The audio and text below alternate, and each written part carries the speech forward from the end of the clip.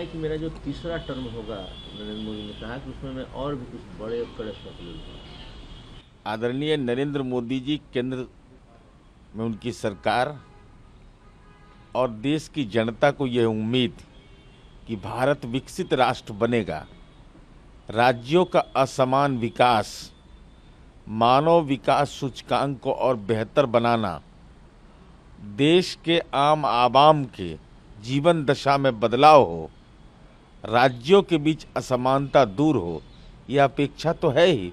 तो ऐसे काम किए जाने के लिए कड़े फैसले लिए जाने तो आवश्यक हैं। निर्मला सीतारमण ने कांग्रेस को अटैक करते कहा कि एक ऐसी पार्टी है जो परिवार को पहले रखती है। कि परिवारवाद एक ऐसा मुद्दा है जो देश की राजनीति को में राजनीतिक कार्यकर्ताओं की हकमारी करता है।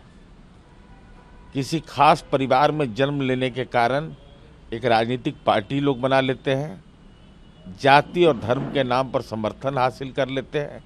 तो वैसे लोग तो देश की जनता के लिए एक राजनीति के ऐसे विषाणु बन गए हैं जिस विषाणु पर राजनीतिक कार्यकर्ताओं को तो वज्रपात करना ही चाहिए। जयंत चौधरी ने कहा कि जिस तरह से चौधरी चरण सिंह जी को भारत में दिया गया, अब कुछ डिनाई करने के लिए बचा नहीं है। जब उनसे पूछा गया कि आप एनडीए में आ सकते हैं क्या? कि चौधरी चरण सिंह किसान आंदोलन के प्रणेता रहे हैं और अक्खड़ स्वभाव के समाजवादी रहे हैं, तो उनको भारत रत्न दिया जाना एक लंबे समय के बाद यह तो एक गौरव का विषय है ही, लेकिन साथ ही साथ अब राजनीतिक फैसला है राष्ट्रीय लोकदल का।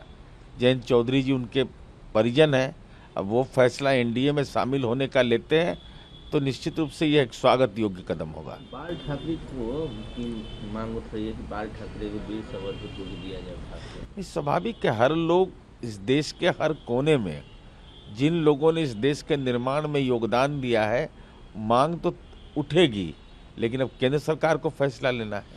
व्हाइट पेपर जो रखा गया, नीरज जी इसको अपोजिशन कहते हैं कि ये पॉलिटिकल मैनिफेस्टो है, वहीं पीएम ने कहा है कि इसमें पूरी सच्चाई रखा है। पॉलिटिकल मैनिफेस्टो है तो मैनिफेस्टो पर ही चुनाव होता है ना।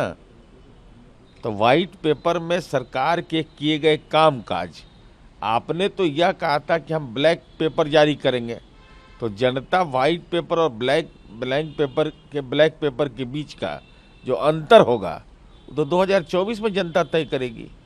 हल्द्वानी में जो घटना घटी उसमें अब खबर आ रही है कि 6 लोगों की मौत हो गई है।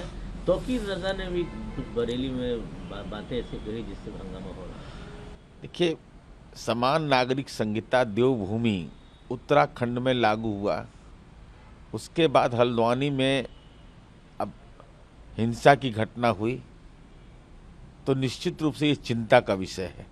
पर्यटन के क्षेत्र में उत्तराखंड की भूमिका देवभूमि है, प्राकृतिक संसाधनों से भरपूर है।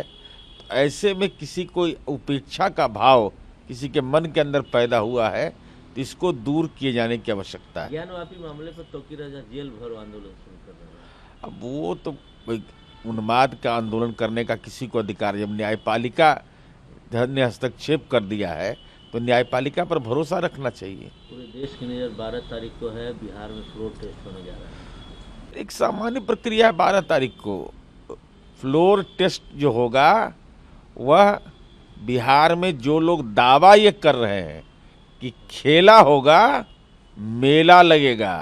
अब मेला ऐसा लगेगा कि जो महागठबंधन के घटक दल हैं, हालात यह है कि कांग्रेस के विधायकों को मंदिर मंदिर ले जा करके तेलंगाना में कसम खिलाया जा रहा है कि महादेव का कसम खाओ कि तुम पार्टी के साथ रहोगे। राष्ट्रीय जनता दल के विधायक, मीडिया में रिपोर्ट आ रही है कि लापता पाए जा रहे हैं, स्विच ऑफ है। तो जिनका मोबाइल ही स्विच ऑफ है, जिनको मंदिर मंदिर कसम खिलाया जा रहा है, तो स्वाभाविक है माननीय नीतीश कुमार जी का काम बोलता है और उसका असर 12 तारीख के फ्लोर टेस्ट पर दिखाई पड़ेगा। आरजेडी का दावा कि खेला हो गया, खेला तो होगा ही, मेला लगेगा। जब उनके दल के विधायक का मोबाइल स्विच ऑफ, उनके नेता के ट्रैक से बाहर, कांग्रेस के विधायकों को मंदिर में कसम खिलाया जा रहा है, तेलंगाना के मंदिर में धोती पहना करके घुमाया जा रहा है, तब तो चुट्टा कमंडल लेकर के लोग आवे विधानसभा ना। क्योंकि मंदिर में कसम खाए हैं तो कसम कहाँ पूरा करना है। तो उस कसम की कसौटी पर अगर कोई राजनीतिक पार्टी अपने राजनीतिक कार्यकर्ता को कस रही है तो यही शर्मिंदगी की हद है।